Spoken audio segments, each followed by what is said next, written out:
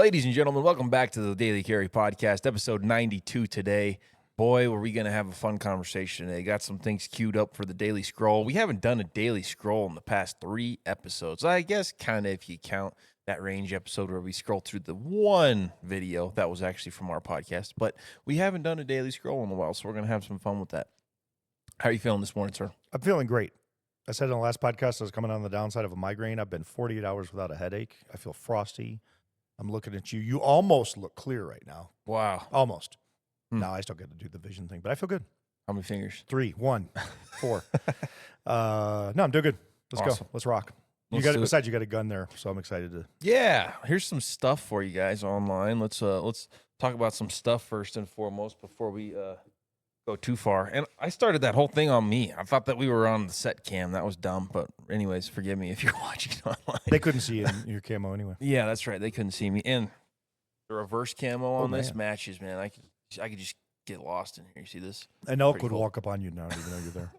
I'm about to go shoot some skeet with some family in town after this episode. So I figured might as well bring in my daily carry for today. This was in the truck with me anyways, and this is what I've been shooting for the last couple of years whenever I go hunting for waterfowl or whenever I go shoot skeet or clays. This is a Benelli Ethos Sport, and man, it's got a really smooth do that one action. more time. It's got a recoil system that goes down through the stock. Yep. And it really shoots smooth. It's a good looking This gun. is a really nice, really good looking, good shooting gun, and it's a Benelli. So you know what that means. It comes with a price tag. I will be honest with you. This gun is awesome, and I love shooting it, but I have a Winchester SXP waterfowl in camo. That's a 12 gauge that was inherited by me by my papaw. If I was given the choice between the two, I choose that one every time. Over Italian? Absolutely. Wow. More sentimental value, but I also think, and honestly, it's probably because I have more time behind that one and I've shot it more. I don't know. I think that's honestly. So if anybody wants to buy a Benelli Ethos. So you brought it here to pitch it. I got it. Yeah, no, it's a good gun. I really do like it. My wife actually bought that one for me, so I wouldn't sell it. You can't do that. She bought that for me several years ago, and it's a great shooting gun. I really enjoy it, but still something sentimental about that waterfowl SXP. It's just simple, it's basic, but it's a good shooting gun too. My very first shotgun was a Winchester pump. I think it was a 1300. Still got it. Sits next to my bed. Had it for 32 years. Wow. Yeah. I should say my first pump shotgun.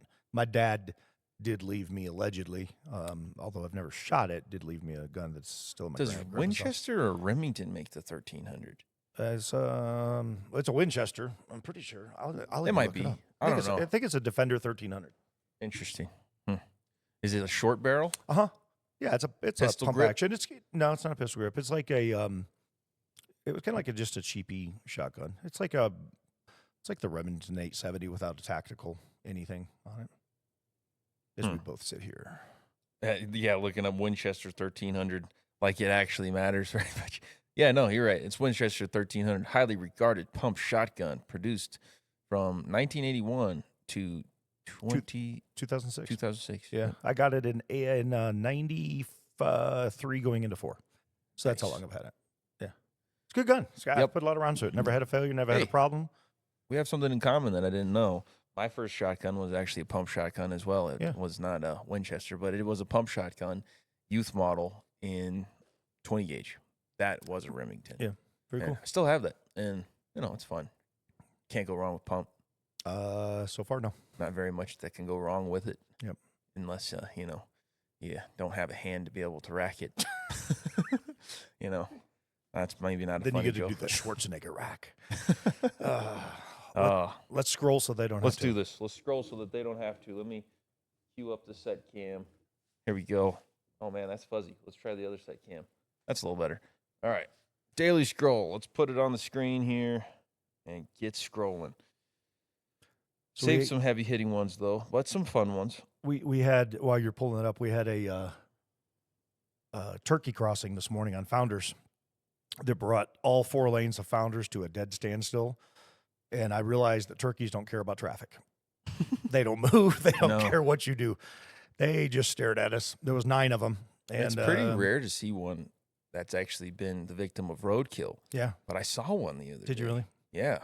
It's crazy. But there's so many here in Castle Rock now. Yeah, right on that chicane above Crowfoot Valley. Mm-hmm. They're always right there. But this was actually down in the terrain area, further down the road. They just walked across the road like in slow motion.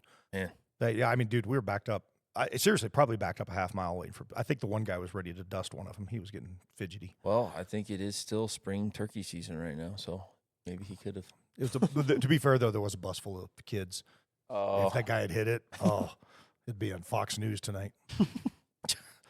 Okay, Daily Scroll. This one is going to be very interesting for some. Public support for same-sex marriage charted year by year. You ready for this? What? Watch this. 1970, 75, and you're seeing purple being 0 to 2, and then as the colors change, so does the support for same-sex marriage. Notice, there's number 4 right there. There's Colorado, right in the epicenter of this change.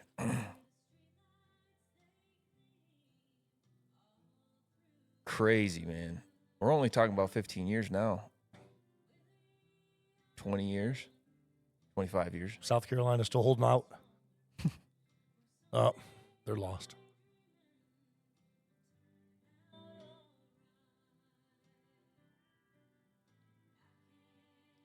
Yeah, this is pretty crazy. So what is all white? White was 30 to 50. Green now we're going 50 to 70% in 2015. Now we're in 2020, and almost everything's green. And once it gets to dark green, then you're talking 90 to 100% support. So that just shows you right there. Here's the reason I want to bring this up. That's how it starts. That's how it's the boundary probing. And then before you know it, it's not just gay marriage. It's gay couples adopting kids. Mm-hmm. Indoctrination, and then it's trans issues, and then it's surgeries, and then it spirals to what we have today, where it's not just same-sex marriage. It's a lot worse than that. It's a big problem because a continued boundary probing that continued to allow further and further support for gay marriage that leads us to a problem that we have today with all the other issues that come with gay marriage. Say what you want about people having freedom to do what they want. Freedom to do what they want is a whole big stretch and difference from being able to have the freedom to affect a child's life. That's a huge problem that I have with gay marriage. 100%. You think that gay couples should be able to adopt children? I'll tell you right now. No, absolutely not. It's crazy. That's in my opinion. That's them imposing a lifestyle on someone who should not have to be indoctrinated that way. That's not, at that point, that's not them exercising their own freedom. That's them exploiting someone else. That's them victimizing somebody else. And I mean, the statistics will show, and there's so many that it proves. And I mean, you've probably seen some of the horrific articles on the news over the years of gay couples who adopt and they get caught abusing horrifically their children. It's disgusting. So, well, it's because they want to put them in their lifestyle. You said something really important, though, that you said it goes from gay marriage, then to adoption, then to choices with the kids. And now we've gotten to the point of mutilation, and it falls all in the same timeline. So, you know, we went from we get married, then we're going to have kids, then we're going to support causes, then we're going to support transitioning, then we're going to support mutilation. And what's after mutilation? I mean, like, what could be next? Suicide? I mean, sorry, I just don't know what comes next. I mean, you're so unhappy now that now you're transitioning, you're cutting body parts off. I mean, to be something you're not. I think we're seeing that, though. We're seeing exactly what comes next. We are seeing the mental health crisis. We're seeing the suicide rates. We're seeing all the issues that are coming with exactly what you're talking about. We're seeing it live time right now. Well, that's what I'm saying. It's suicide or homicide. So the last how many shootings, major shootings, have all been trans. Mm-hmm. All. And here's the thing. There's no coincidence that's what we go to. And this is the article that I have saved next in the scroll. Listen to this. transgender, schizophrenic, Utahan murdered parents because mom interfered with genital surgery. You just said homicide or suicide. Both. Mia Bailey, born as Colin Troy Bailey, biological male, shot both of his parents in the head. Mia, Colin, said that he was scheduled to have his gender reassignment surgery, but claims that his mother put a stop to it. In the coldest statement ever, Mia, Colin, said that my mother can't say sorry to save her life, apparently. I had one thing going on, and she took it away from me. She was a target because she betrayed me. She betrayed me. And Mia, Colin, she pled guilty to 2 counts of aggravated murder and aggravated assault and sentenced to 50 years in prison. This is in St. George, Utah. Watch this video here.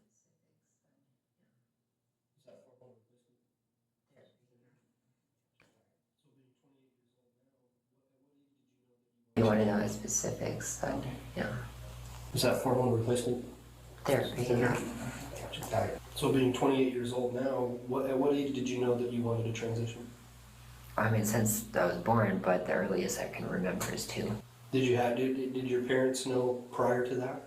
My parents knew, my mom knew for 3 years, since 2019, Okay. July. Was I believe. that a big topic of contention between you and her? It wasn't a huge topic, but she was more like, how could I put it, not very supportive. She was in shock, just didn't say anything. And then she's never supported since, and she kept calling me my nickname and a bunch of other stuff, so. Mia says she was scheduled to have her long-awaited gender reassignment surgery the following month in July. So they have a payment plan, and I had insurance. So they paid me about half of it at least, and I was going to do like a payment plan. Okay. But my dad was going to help me with a little bit of it, so. Oh. According to Mia, her surgery was all set to go until her mother put a halt to it. What led up to it was, I got a call from my social worker from the hospital, and like apparently kind of broken HIPAA in a way. They shared the details of the hospital, but the worst one was my mother contacting them to say no on the surgery. And, well... So your mother contacted the hospital? Yep. And so I knew I could probably appeal it with just if that, but she wouldn't. Let's just say I was very furious, and I asked her, I don't want to hear excuses. I want to hear, an explanation, and I'm sorry, and I'll do something about it. Okay. Anyway, I mean, that's she can't say sorry to save her life. So in many all families. honesty, that's very hard to watch. And, I'll let you go first. Well, 2 things, right? Well, no, it's more than that.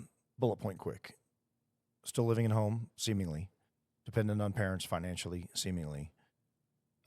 Wanting to do something. 26 or 28 years old. Yeah, I wanting think. to It do was one of those. something that goes against God's will. Decides you're not listening to me, you don't accept me, so I'm going to kill you. I will say something, and I know this may sound trivial, but the thing that bothers me when I watch these is when the interviewer or the person talking or the newscast or the whatever or whoever's writing the article refers to him as her. They kept saying she. Uh-huh. He is not a she. True. Period.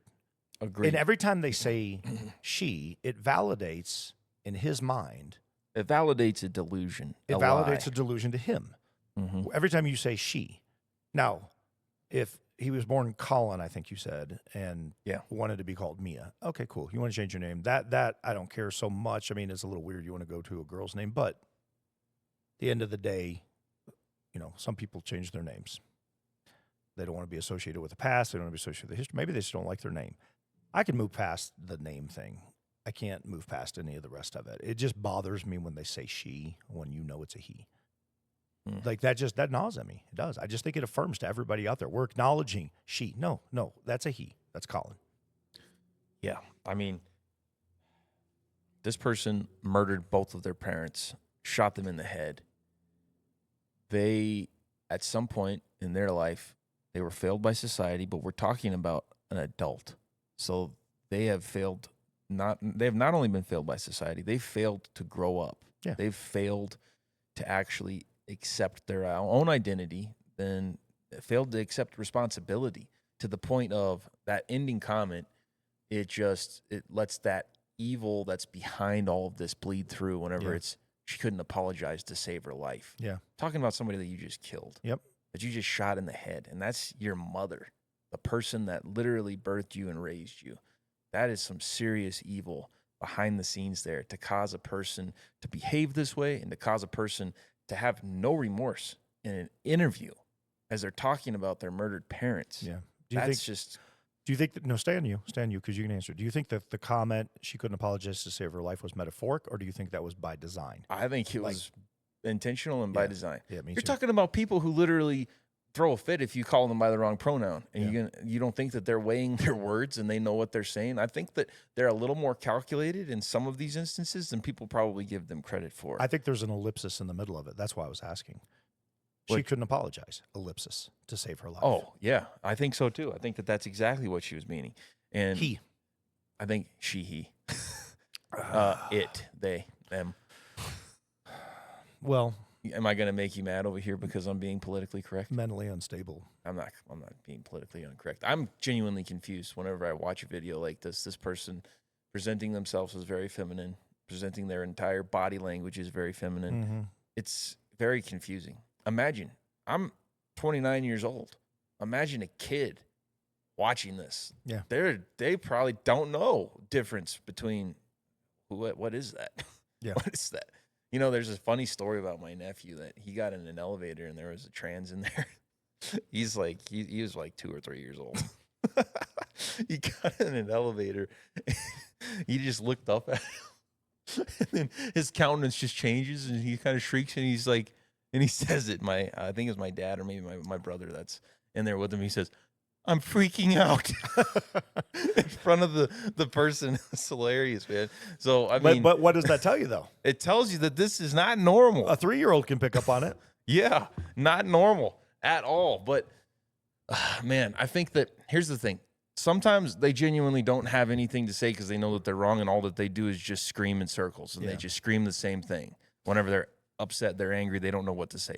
But in moments like this where it's just like almost calculated sheer evil and doubling down on what you've done and almost making light of it, it really, I think, presents, like we've already said several times, the word evil. I don't want to just present the word. I want you to understand the concept of what evil is. This is what evil looks like, is whenever evil gets a hold of somebody and they allow it to take root. This is what manifests. Yeah. I mean, think about this person who has decided to believe every single lie that there is to believe, starting from the most basic principle of who you're just born to be. Yeah. Biologically. Whenever you continue to give in to lies, that's giving into evil. And this is the result every single time. It's no coincidence that the Bible says very clearly that sin, the wages of it is death. Mm-hmm. Evil leads to death. Good leads to life. So we know that if this, like we talked about before, if this is going to lead to suicide or homicide, what do you think the motivation behind it is? What do you think the force is that's pressing behind it? It's clearly evil. Yeah, father of lies. That's right. Father of lies. I mean, that's what all this comes down to every single time. And people say, you know, because you've probably heard the statement. I mean, this was more when I was growing up, but the devil made me do it. You ever heard that? The devil made me do it. Yeah. Well, yeah, he actually probably did. I mean, truth be told, I mean, it's not just a tongue-in-cheek thing. I mean, it's you're being told a lie in your head. You start believing it. We've all done it. Every one of us have done it. I don't know a person on the planet that hasn't conceded at some point in time or tried to navigate or negotiate or do something with it. Yeah. And sometimes you succumb to it and sometimes you don't. This is a daily battle. I think people forget that. It's not daily, it's hourly and sometimes by the minute. But it's watching the disconnect. And at the exact same time, this is if you take the murder away, this is the epitome of the kid living in his parents' basement that never grows up, never does anything, expects everything. He even went into the finances on it.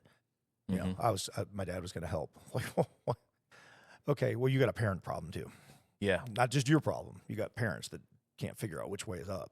Well, I mean, it is a hard enough world and economic dynamic right now for a kid to just be able to get out of the house in the first place. It's everything's super expensive. Still not impossible. Go have a roommate for for a couple of years. Get out there on your own, get your independence. But it's even harder whenever you've got something that's clearly handicapping you to the point that this issue is handicapping this individual and many other individuals. I mean, just the basic functions of life, I'm sure, must become almost impossible for somebody who is under this level of delusion that they believe that they're a girl, or all that they can think about, all that they're obsessed about is being a girl, being obsessed with becoming a girl, surgically becoming a girl, all the stuff. I can only imagine somebody like this, majority of their day is just filled with scrolling through transgender stuff and woke ideology. I wish somebody would come up with a study, because I'm sure that it would confirm that majority of people that have these issues, the majority of their day is spent on social media or on forums or whatever it may be, just staying relevant on transgender topics. And that is what they're consuming their life with, letting their brain be flooded with, is just transgender woke ideology. Well, you don't need to wish for somebody to have a study. There's 100 of them out there existing right now, in real time. It's called an algorithm. And every social media platform in the world that has harnessed everybody in, from Facebook to Instagram to Snapchat to TikTok to they feed what it is you feed off of. So you can bank on the fact that they know exactly what they're sending you, and those studies have been done. Now, will they release that is a different story, but true. See if that's still fuzzy. That's a little clearer. Okay, let's go on to the next one here. So I saved this one. This one's fun. Fun fact for you. I used to have a truck whenever whenever I was growing up. I just got that. I've had a few different trucks, okay? I You still have a truck. But I had a truck. So I had my first truck, F-350, 1989. Crew cab, long bed, two tanks of gas. That's a truck that you could switch to. And those 2 tanks of gas would probably get you like 25 miles each.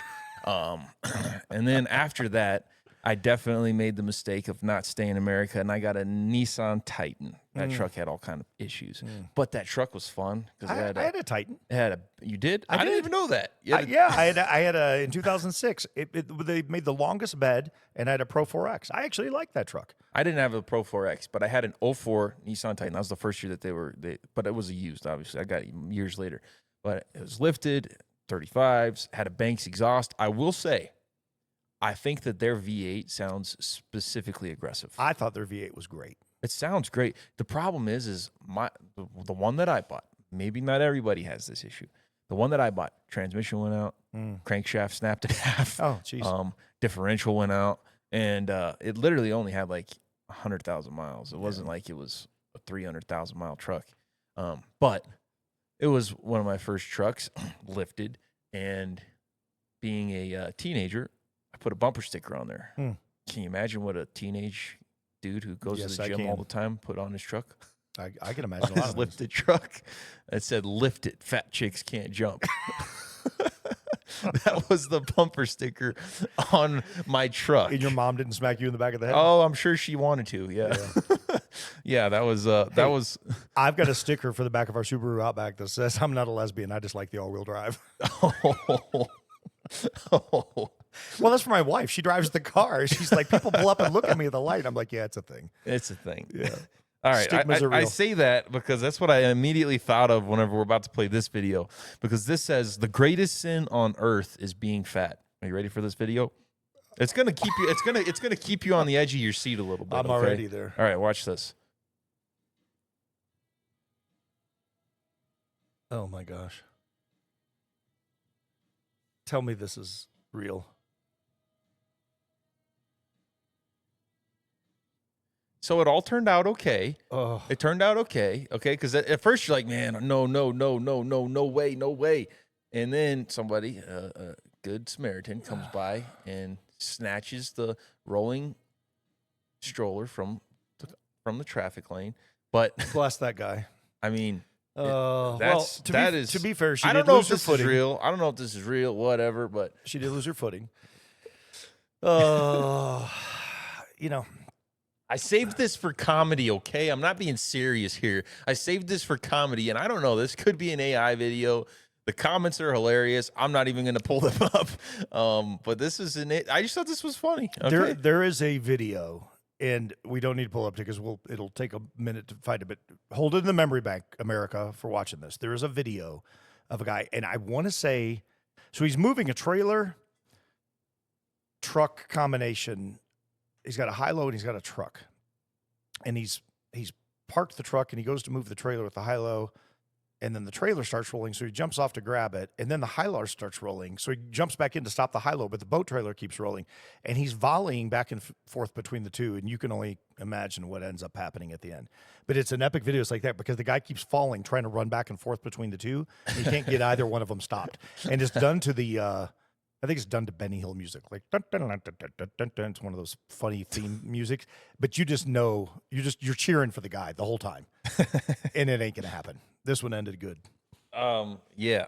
And listen, I used to be pretty fat. Okay. So let me just throw an Were you a olive chunky branch. monkey? Okay. I mean, whenever I was a kid, yeah, dude, I was the Twinkie kid for sure. Like I was chubby. I had my chubby stage, but then I'll also say a couple of years back in 2020, when the jiu-jitsu gym closed down and I wasn't able to train and all the other gyms were shut down, I didn't have a home gym. Dude, and I had just gotten married in the beginning of 2020. So I was eating well and I wasn't training. Dude, I shot up to like 240 pounds in the span of like 5 months. It was ridiculous. You got chubby jeans. I'm 200 pounds now, but I'm just saying, if it wasn't for jiu-jitsu, if it was not for jiu-jitsu, I would definitely be in trouble, okay? But I will say, hey, listen, we're talking about evil. We're talking about good and wrong, and I believe that there is something about gluttony in the Bible, right? Yeah, it's one of the 7 deadly sins. It's definitely a deady sin. And hey, we've got Ozempic now and semaglutide. Like, you got options. We got options now. We can lose weight pretty easily nowadays. So we might as well do it. Or just critical thinking and choices. Yeah, that's important too. We could do that. Protein. Or do jujitsu. That's my solution. I didn't know you were. That's funny. You have chunky jeans. I'm the polar opposite. I was actually a skinny kid my whole life, and when my appendix burst when I was a sophomore in high school, I thought I just had a really bad stomach ache, and I got super sick. I got septic. I mean, I was really bad. Had to do a transfusion, and I had a white cell problem. Blah blah blah blah blah. But what came out of it is I went from being skinny at 14 to, by the time I graduated high school, I was 6'1", 200 pounds. And by the time I left college, I've been 6'1", 220. I don't fluctuate a pound. If I went downstairs, step on the scale right now, 6'1", 220. Man, I wish I could just maintain that weight. But I tried. Like, I I can eat anything I want and nothing changes. Well, that's amazing. It's so weird. I can't eat anything I want, but I do eat anything I want anyways. That's why you're 240. And I stay at 200, but here's what's crazy. If I start lifting weights, then I will start gaining weight like quickly. Well, muscle's heavier than fat. Well, yeah, but that's always been something. I've never had an issue like gaining weight if I intentionally want to, but with jiu-jitsu and, you know, just a busy schedule, whenever I first started jiu-jitsu and I got in, I did a deep dive into jiu-jitsu. I fell in love with it. I competed all the time. I was lifting weights all the time. I was doing weightlifting specifically for jiu-jitsu. And I went from, when I first started jiu-jitsu, because here's the thing, I was chubby, and then I had my first growth spurt, and I already have shared some of my journey as far as my own health issues at the time as well. But I went from being a chubby kid to being this 6 foot tall, 120 pound twig. Oh, yeah. I was So you need to tiny put on when I size. started jiu-jitsu. But I was so motivated to not get smashed in side control by all the guys in the room that I was like, I got to gain weight. So I started getting serious. I was counting out calories. I was at the point where I was literally eating like sometimes 4,000 to 5,000 calories a day. I was lifting and I was doing jiu-jitsu. And my first year in jiu-jitsu, I shot from like 120 pounds all the way to 160 pounds. Wow. And then second year, I was up to 180. And then third year, going for junior year and senior year in high school, I was 190, then pushing 200 pounds. And I was a big 200 pounds, not 200 pounds like I am right now. Like I was pretty big 200 pounds. And after that, continuing to lift weights for a little period of time, I got to a pretty solid 210, 220. But you know how it goes. You get busy with businesses, and then get married, and then COVID hits, and then you get fat. And your wife cooks. Yoster up in Coeur d'Alene, Idaho is cheering you on right now. He was I would love to get Mike on this podcast. We got to just have him come down one day and just when he's visiting and just come in here. He's a hoot. He'd be fun because he can talk about everything under the sun. But he's got a hockey background. His kid played. I don't think he went pro. He was high end. Like, and Mike coached and whatnot. Mike's a hunter, so you got those two things going on. But Mike was a professional bodybuilder. And I looked at him and I'm like, you are not a bodybuilder. And then he opens up the phone. He goes, check this out. Yeah. Dude. And so here's a guy who's eating like what you were talking about. I mean, just thousands of calories, but the proper way to do it, I guess. And, you know, dude, he was a beast. But he never, I don't think he ever took anything. Like, it was all natural. He competed in whatever that class was. Respect. Yeah. And he's legit. He was a legit dude. So I know he's up there listening to this right now. Going, darn right, 5,000 calories. Let me tell you about 5,000 calories. Yeah. No, I needed it for sure. And I thought that I was going to, for a period of time, this was a very brief stint. I'll give that disclaimer. But I really got into bodybuilding, and I was like, man, I might do this thing. I was on the bodybuilding forums. I don't even know if that's still a thing anymore. Like bodybuilding.com. I don't know anything about bodybuilding it. forums had my account. I was like muscle tactician. I was like my name. I was like, man, I'm gonna be this bodybuilder guy. But I stuck with jiu-jitsu, and I'm glad that I did. I think that bodybuilding might have been easier on my body than jiu-jitsu has been, but Yeah, me too. But it's been fun, and I don't know, man. If it wasn't for jiu-jitsu, I would definitely not even be in any way, shape, or form in shape. I would be round as a shape. You would be It's not the best shape. I But belong as a shape. I enjoy jiu-jitsu to keep me in shape, and I enjoy it to keep me grounded and healthy enough to be able to do other activities that I enjoy. Do we have more Big scroll? P. We have one more thing, I think, maybe. I'm still stuck on the or two more things. poor gal trying to get up to The poor gal trying to get up. get the stroller. All right, let's see what we got next here. Justin. Ooh, this one was an interesting one. The parents who locked their 3 children inside their home for 4 years out of the COVID fears, leaving them with severe mental and physical conditions, have been sentenced to prison. Good. Christian Stephan, 53, and his wife, Melissa Ann Stephan, 48, were sentenced to nearly 3 years in prison after a closed trial in Oviedo. You like how I said that in Italian? Oviedo, Spain. Spain. Not okay. Italian. Spanish. Spanish. All right. I thought this was in America when I saved it, but I guess it was in Spain. The couple kept their 3 children, a 10-year-old and 8-year-old twins, inside their home from late 2021 to April 2025. The children were found in poor conditions with serious physical and developmental issues after years without normal contact with the outside world. Inside the home, police reported unsanitary conditions and disturbing drawings made by the children. One child was so amazed after being freed that he knelt down and touched the grass outside. Dude, that is heartbreaking. That is, yeah, I could go off on this one. Dude, I mean, And we got round 2 coming right now with people just, I saw a guy the yesterday. hantavirus. Dude, I saw a guy yesterday on Founders. I kid you not, in a truck with a mask on. In a truck? In a truck. Well, it wasn't a truck. That's an oxymoron. No, it right wasn't. there. It wasn't a truck. It was a little Nissan 2-wheel drive. Speaking of truck. Nissan trucks. With a mask on. And so the first thing I did, I'm like, I'm not going to jump to conclusions. Maybe the guy's sick. Maybe like there's a legitimate something going on. And I'm going to get gas. He pulls into King Supers. He's getting gas. He gets out of the thing. He looks over at me and he's got like bug eyes. I'm like 25 feet away. I'm like, you all right, man? Puts the thing in and jumps back in and shuts the door. And I'm like, oh no, he's one of those. One of those. Like, what is wrong with people?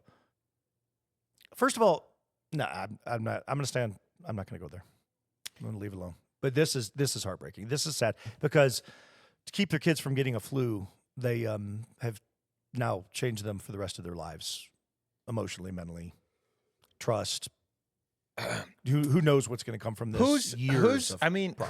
Who's to blame more? I mean, obviously, not every parent did this, so the parents are to blame a lot. But yeah, I think of the Faucis. I think of the people who were just on a stage trying to drill fear into people, trying to make people believe that this was just the worst thing ever.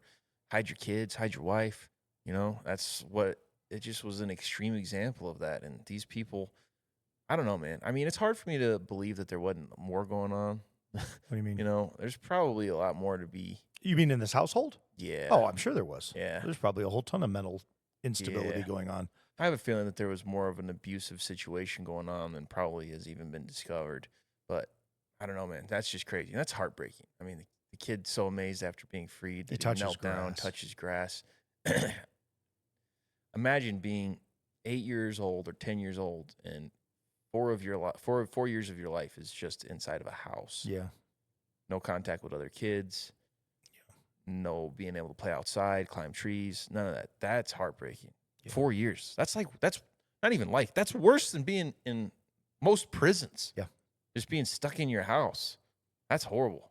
Man. Yeah, it's a heartbreaking story, and yet there's probably thousands more similar to it in some vein of people that have just done the exact same stuff. So out of fear. That guy yesterday, I mean, when he jumped back in the truck and looked at me, and he's staring out the window. That was the thing. He's looking out the window at me like we're crossways, and he's looking back over Did me you like, just like I sneeze? was the boogeyman or something. Did you sneeze? I honestly thought about walking over to him to see if he would drive off with the thing still in his pumping gas. But then I thought, no, the whole gas station would burn down. But like literally in my head, I'm like, what is, like, dude, Huh.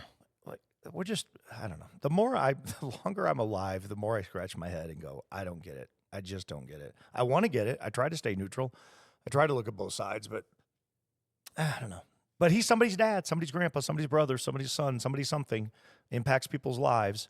You guarantee that he ain't making a decision just on a mask to drive down the road in Castle Rock, Colorado, where there's absolutely no risk of anything here. And he's impacting somebody's life somewhere else. I guarantee you. Just like you just said here. There's more to it. There's more to his life. You want to too. know what's cool, though? Pretty much the first medical science that we have provided to us in ancient literature is in the Bible, and it's accurate, and it's still relevant today.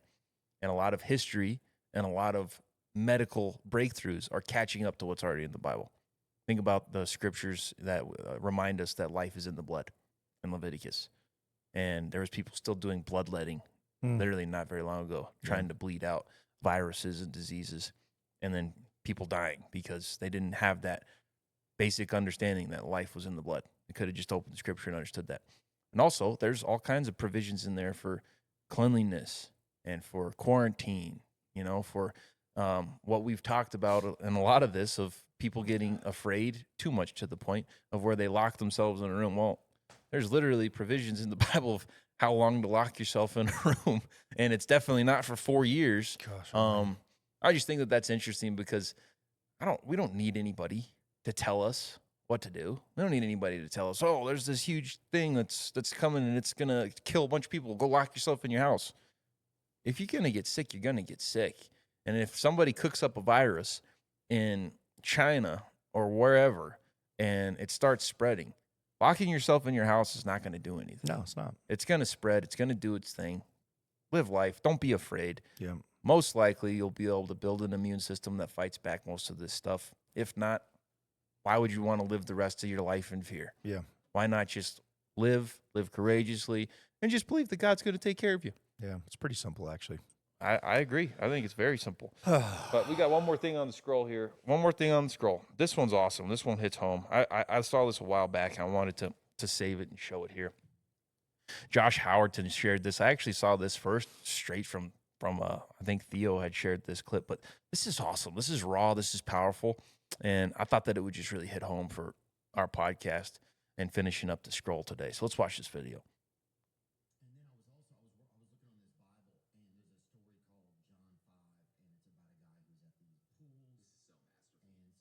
And then I was looking on this Bible, and there's a story called John 5, and it's about a guy who's at these pools. This is so masterful. And some people follow the Bible, some people don't. That's fine. This is just a story that I'm reciting here. And Jesus is at the pools, and it's in Bethesda, and they're like, there's a sick man there, and he's been sick for a long time. And Jesus asks him, "Do you want to be healed?" He asks him, "Do you want to be healed?" Pause real quick. What he's doing here, he doesn't even know he's doing this. He's doing a theology of miracles without knowing he's doing it. Okay, well, in Genesis chapter 1, when we were in a right relationship with God, it says that we walked with God in the cool of the day. And sin impaired that, and now it's like, man, because of my sin, I can't walk with God. So Jesus walks up to this dude that can't walk. Wow. And he's like, hey, man, I'm gonna make you be able to walk it. That's the sermon about salvation. Theo's thinking doing a theology of miracles, and he doesn't even know it. I don't know. I'm starting to just feel something different. Pause. What you're starting to feel different, my friend, is Ezekiel 36. Behold, a new heart I will give you, and a new spirit I will put within you. So when God starts working on somebody's heart, the first thing that happens is a whole bunch of dead things start coming alive, and dead people don't feel anything. When God starts making you, quote, alive in Christ Jesus, the first thing that happens is you start going like, man, something's hitting different. New birth is starting to happen. That's why Acts 2 says, Peter starts preaching, it says they were cut to the heart. God starts giving you a heart. Ephesians 2, though previously you were dead in your trespasses and sins, God made you alive. I'm feeling something different. Why? Because I used to be dead. I used to have a dead heart of stone. And now I think God started to give me a heart of flesh. Oh, but I'm feeling some things. So, and the he clip that, is very clearly, of Theo God's chasing actually this guy. continuing on What's that this C.S. Lewis vein quote? is he's just Theo saying, on. man, God is after you. I've been I feeling doubt some you're going to things. He's escape. been feeling differently. And he says, man, this guy, he was asked the question, do you want to be healed? And Theo gets a little emotional, man. You can see he's like, man, I've been thinking about that. Do I want to be healed? Would I actually say yes? Because if I'm healed, if I'm changed, then I'm different. And it was just a gripping moment where you can clearly see, as Josh Howerton explains and really does a good job breaking down, God's chasing people right now, and he's catching up to some people. And it's cool to see the likes of Theo being impacted by what God can do in somebody's life. Whenever God starts changing some things, starts reaching your heart, starts giving you a heart transplant. That's what this is. There's a psalm that says, delight yourself in the Lord, and he will grant you the desires of your heart. Doesn't mean that he's a genie in the bottle. Yeah. Doesn't mean he's going to give you everything you want. It means he's going to give you a heart that desires what you should desire, things that are going to bring life, things that are not going to lead you to death. And I wanted to share this, especially as we're, starting to walk this to a close, because we've talked a lot about good, evil, unity, division. We've talked a lot about these things the last episode and this episode. Yep. And something that we keep coming back to, we mentioned it on the last episode, we mentioned it earlier in this episode, is that our enemy, the devil, he's the father of lies. That tells us that there's one thing that he can create. There's one weapon that he really has, and that is lies. So if we know that lies is his tactic, and lies is what he can create to try to get people to trip up, try to get people to be ultimately led to death, then we have to be able to combat those lies. And why do you think that our number one offensive weapon against the enemy in the armor of God is the sword of the Spirit, which is the word of God, which is the ultimate truth? Everything in that book being truth. Jesus said, I am the way, the truth, and the life. The way that we fight the enemy effectively, the way that we fight the father of lies, is we go to the source of the truth, the way, the truth, and the life. And it's no coincidence that those three things are stated as Jesus being the way, the truth, and the life. Because the opposite of that Is death.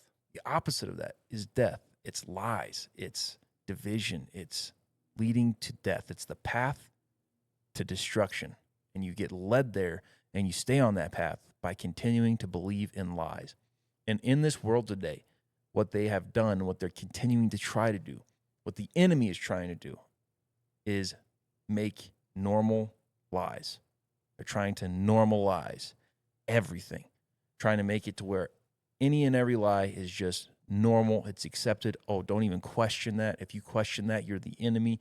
You should not judge somebody like that. You should let people be who they think that they are, who they want to be, who they want to identify as.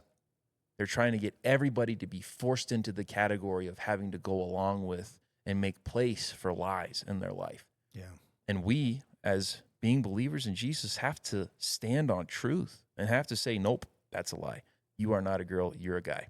You are not a she, you are a he. That is a lie, and I am not going to be caught even encouraging or tolerating a lie, because it's wrong. It's morally wrong, and it's morally against what I agree with and what I believe in. And I shouldn't have to. None of us should have to get to a point in our society where we are outcast, where we are judged, where we are persecuted because we just simply believe in the truth and we don't want to believe in lies. But that's where we've come to largely in society. Here in our country that's supposed to be founded on freedom, supposed to be founded on religious freedom, is if you do not reinforce and reinstate and be complicit in the lies that are mainstream in society right now, then we're going to attack you. Yeah. we're going to come after you. Well, come after me, because that's all lies, and I'm not buying it, and I'm not buying into it, and I'm not feeding into it.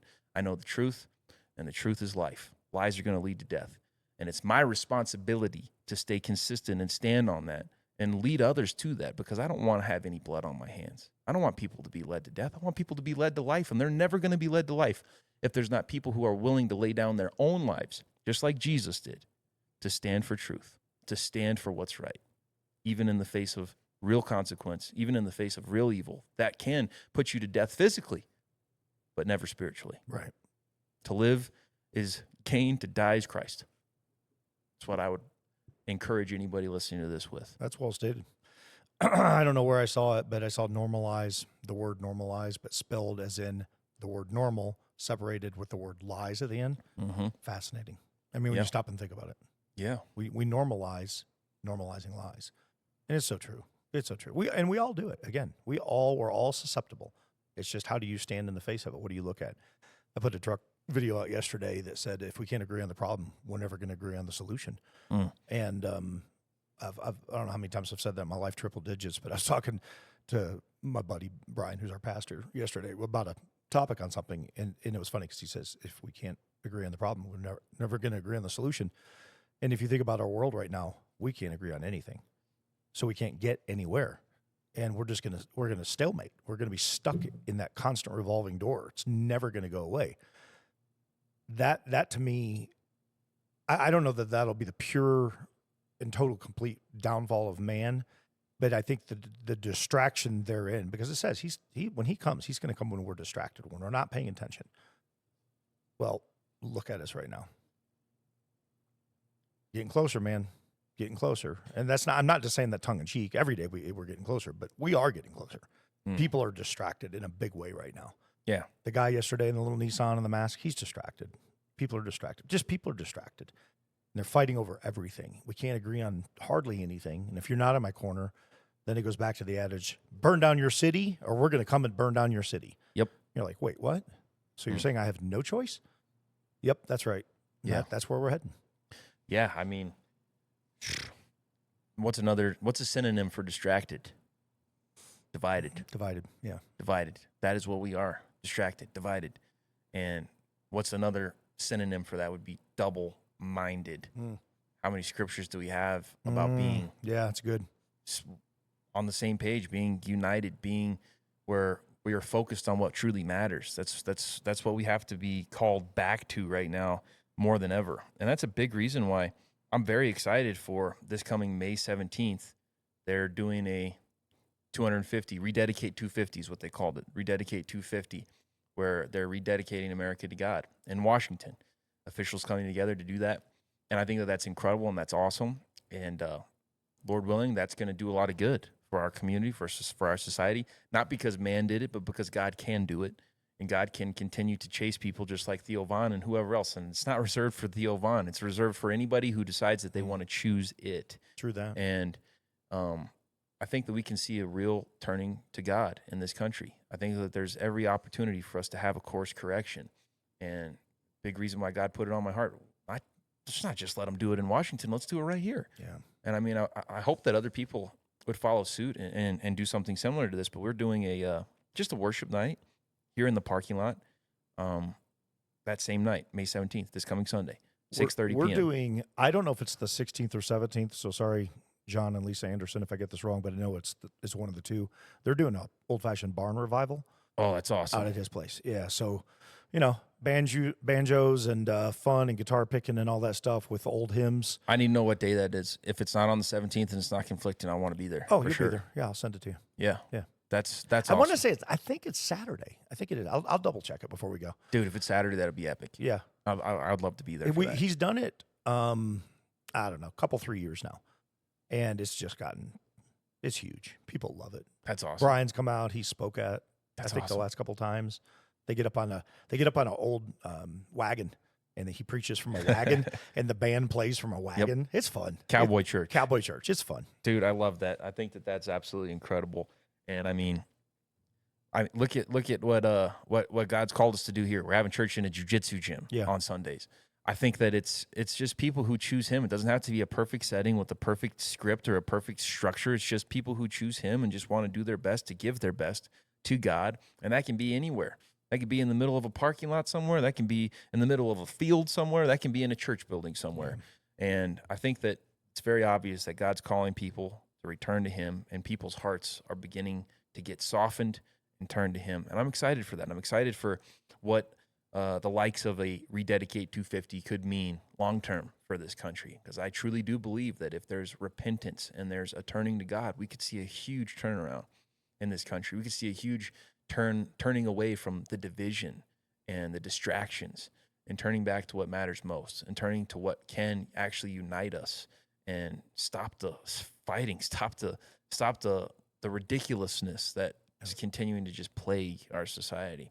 So I'm excited about that. And there's an invitation for anybody that's out there listening that may be here local in Colorado somewhere, 6:30 p.m. in the parking lot. We've done worship nights before. You've come to the worship night before whenever we've done it. We did it when it was like 47 degrees. Yeah, that one was in October. That was cold that night. But hey, lots of people showed and it was amazing.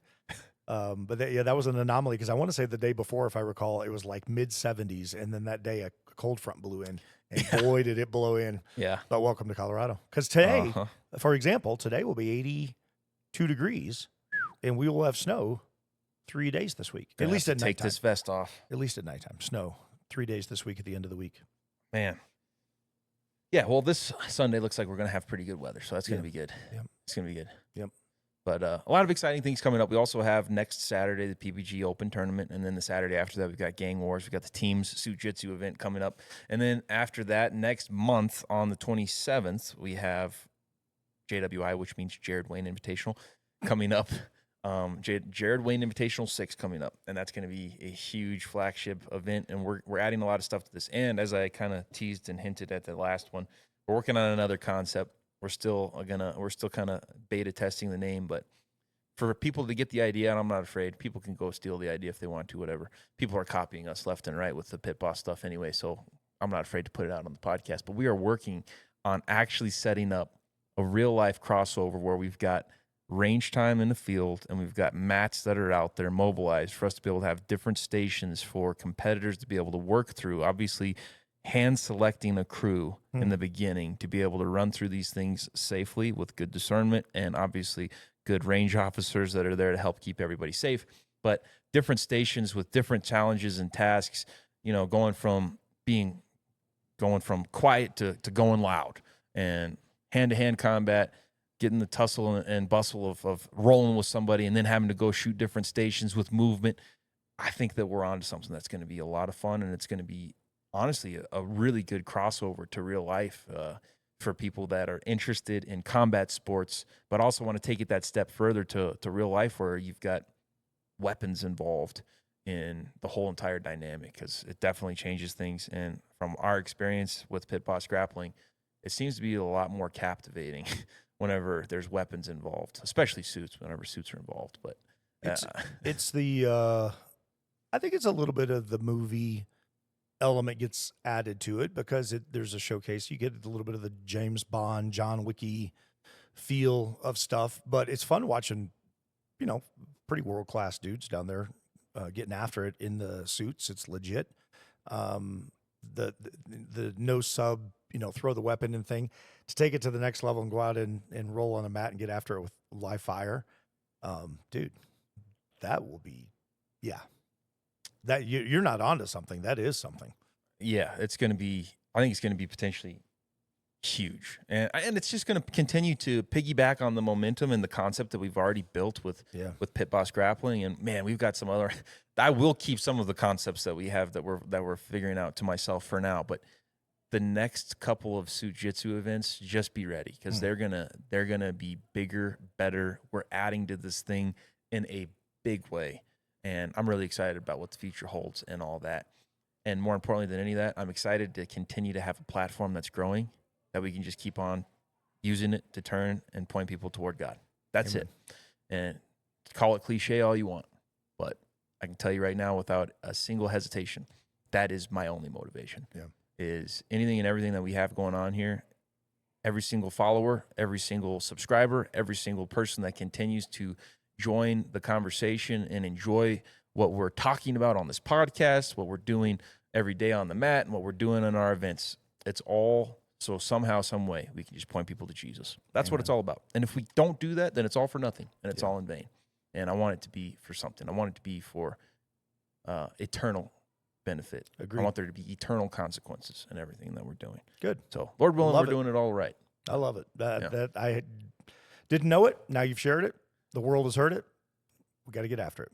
Absolutely. We do. We got to get after. We've talked about this before, you and me. We have. We've talked about this. It was a long time ago. Now we're just finally actually doing it.